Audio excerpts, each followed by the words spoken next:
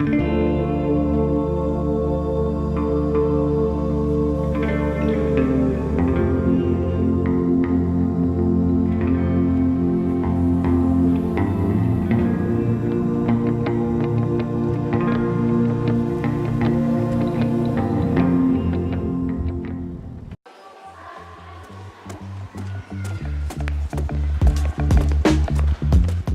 I'm Jimmy and I'm an Asian American senior at Olin College.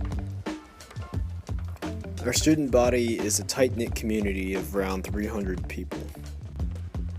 Not the most racially diverse crowd. At times I found it difficult to create and explore my own identity. The making of this film is my attempt to understand why. Part of the answer meant understanding the experiences of other Asian guys. Through telling their stories, I am also telling my own, speaking the voice that often goes unheard or silent.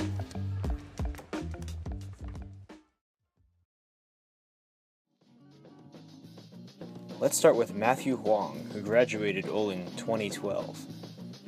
2 years later, he would submit an article to Frankly Speaking, Olin's student-run unofficial news source. He was trying to say that his identity as Asian American, he wasn't able to investigate it and express it while he was at Olin. It was just sort of part of him that was being ignored or erased. So yeah, I definitely did want to get out some thoughts that I had kind of stirring in my head for the past 2 years.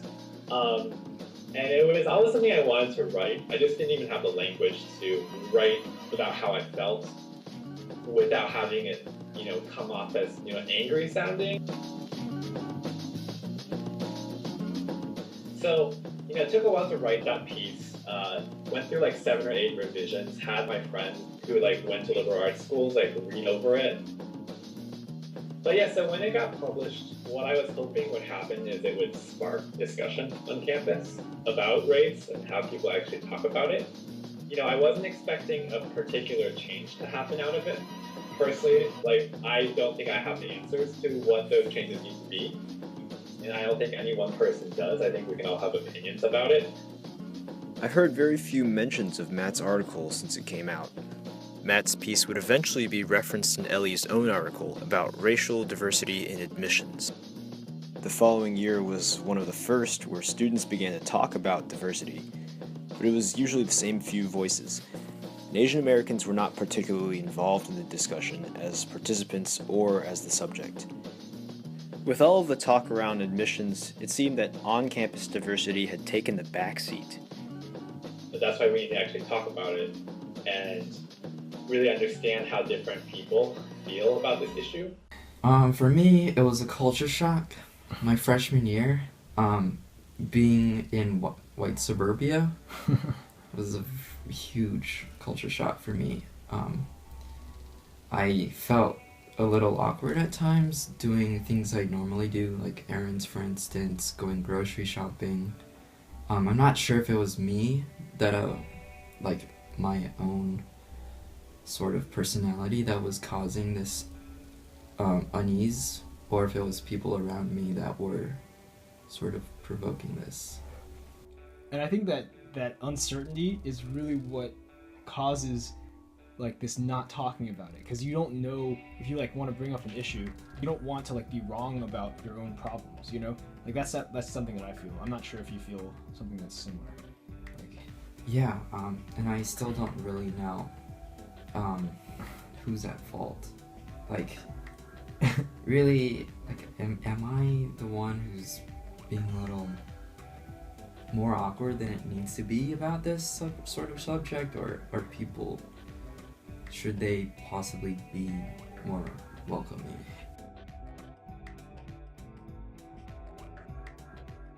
So I guess a lot of people come here as freshmen trying to reinvent themselves. They want to be better versions of who they were in high school or so. That was definitely the case for me.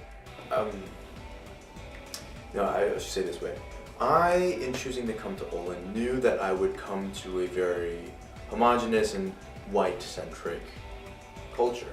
And I kind of chose that in part because a lot of my friends from home who chose to go to UCLA, Berkeley, any of the UCs really, I saw that they went the opposite direction. That they weren't forced to assimilate, but at the same time, they never explored outside their comfort zone. And they just spent time with people like themselves, which isn't bad, but I recognize that that wouldn't be the greatest for developing myself personally, right? Yeah, I think we Asians assimilate to the predominant culture in our neighborhood. I feel like the community of Asians who haven't already assimilated to white culture is pretty small here at Olin.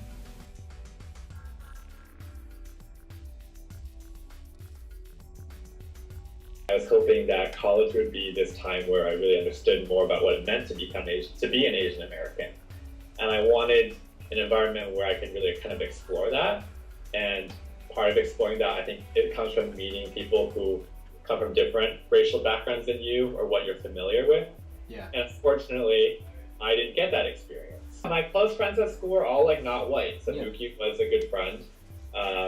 She still is a good friend. Miguel actually was visiting this weekend, and cool. You know he's Ecuadorian American.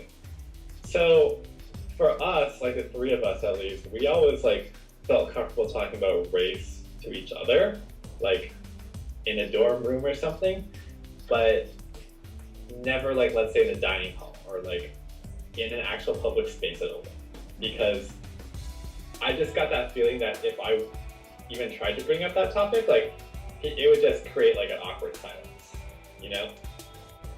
I wanted to dig deeper. Why was it hard for some Asians to talk about race? Did it have to do with the concept of cultural assimilation?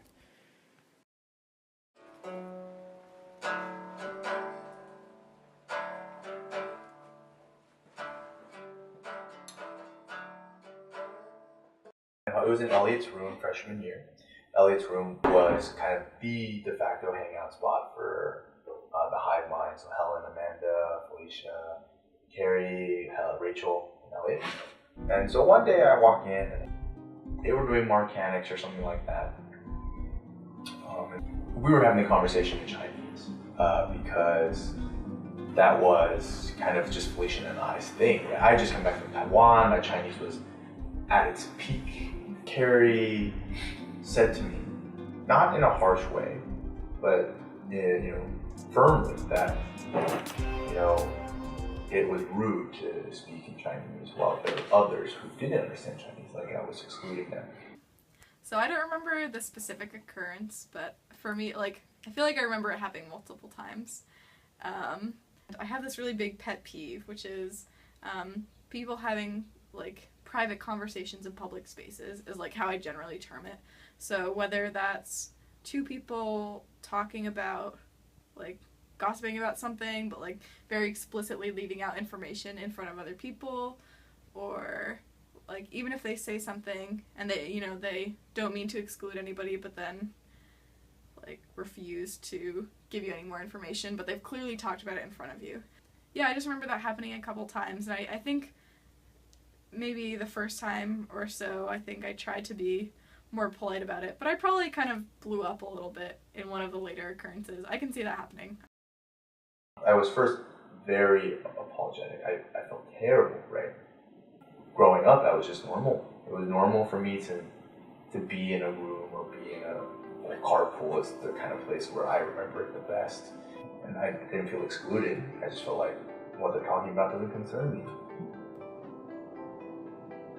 And you said that it impacted the way you viewed how you would express yourself at Olin.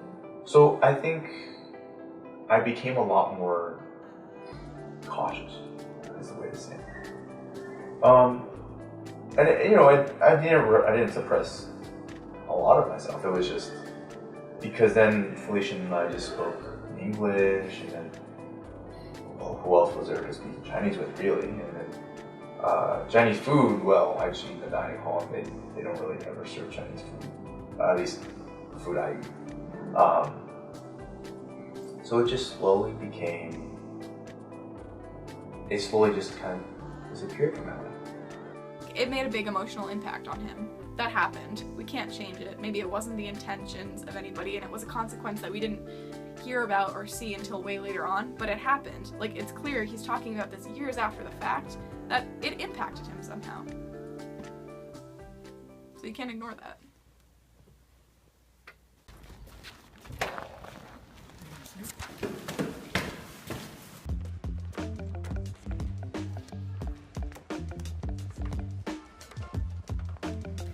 What is the Forest newsletter?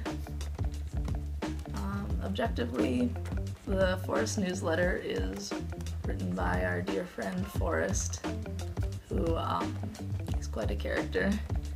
And it's written in a very sort of mocking but tongue-in-cheek way, where it's like, you're dressing like shit, these are the shoes you should be wearing. Or, you don't know what music to listen to, so, you know, why don't you stop listening to top 40s and listen to these? Basically, I think it's sort of like the propagation of sort of the style or the fashion that the Forest letter not only, I don't think it's not even promote, but sort of like tries to force on people, I would say, is a very middle upper class white male fashion. And like, that's why it makes me uncomfortable, because it feels like the community is trying to force me to dress and act like a white male. And I feel like a lot of my friends don't really understand that, and they just see it as me being upset because Forrest is telling me to dress better. But it's like, it's more than that. It's like, I feel like there is a race thing to it. I bought shoes that I normally wouldn't have bought, just so Forrest would stop making fun of my shoes, basically. People would make fun of me for having my dad gave me these shoes. Yeah. Get a shot of the shoes. It's like, there are certain things I can't wear. Yeah. Because I'm afraid that I get made fun of, which is like such a silly thing. I feel no one should have to feel like that. Do Young brought up racial issue, and I thought this is more of a cultural thing, not sort of a racial thing. For example, if I was Forrest, I like this style of clothing, why isn't he wearing my style of clothing? That's all I saw. Like, Forrest is brought up in sort of a white culture, and he's sort of conformed to looking more like a white person. Do Young happens to look Asian, but maybe Forrest is seeing Do Young as a friend, and who just doesn't happen to dress like him. It's not so much a race thing. Do Young could be really any race, and I felt that Forrest could have said the same thing.